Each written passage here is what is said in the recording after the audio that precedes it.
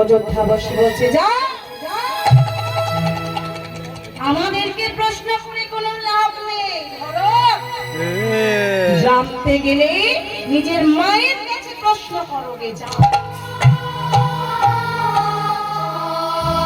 ছুটতে ছুটতে ভরত গিয়ে দাঁড়ালো ওই তীর সম্মুখে। মা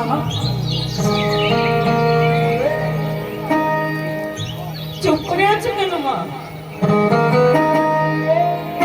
বলো না, সবাই যেটা বলছে সেটা কি সত্যি? ও মা, মা গো, আমি অপরাধী নই। মা কেউ জানো আর না জানো তুমি তো জানো মা, আমি অপরাধী নই। মা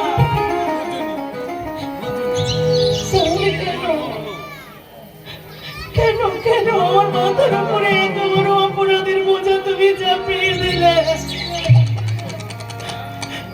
চুপ করে আছো কেন? কথা বলো মা, কথা বলো, কথা বলো না।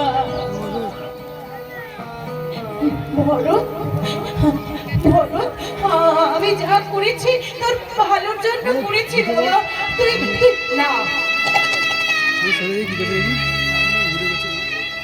তুমি কাজ দিলি ভিডিও করে না, তুই কাজ দিয়ে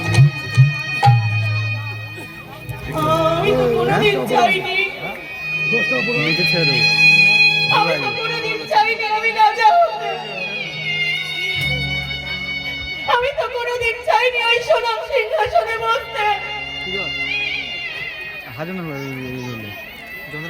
কোনোদিন চাইনি ওর সোনার মতো গলাটাকে বনবাসে দিতে। ও মা বলো না কেন করলে? কেন করলে?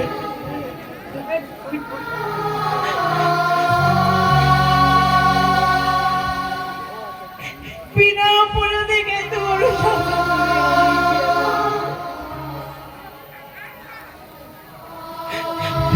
না মা, এই পৃথিবীতে কেউ জানুক আর না জানুক তুমি জানো এই ষড়যন্ত্রের আমি কিছু জানি না। সবাই সবাই আমায় আঙুল তুলে আমাকে ধিক্কার দিচ্ছে। বলছে ওই দেখো ওই সেই ভরত সোনার মতো দাদাটাকে বনে পাঠিয়ে নিজে রাজা হবে বলে চক্রান্ত করে।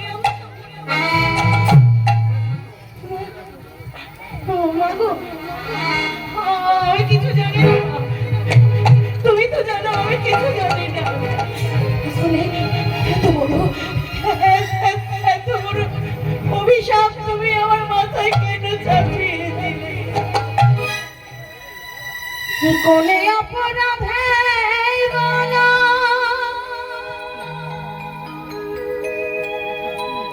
দিলে সাজা?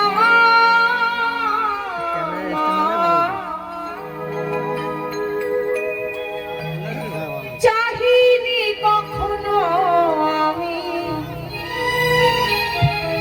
হইতে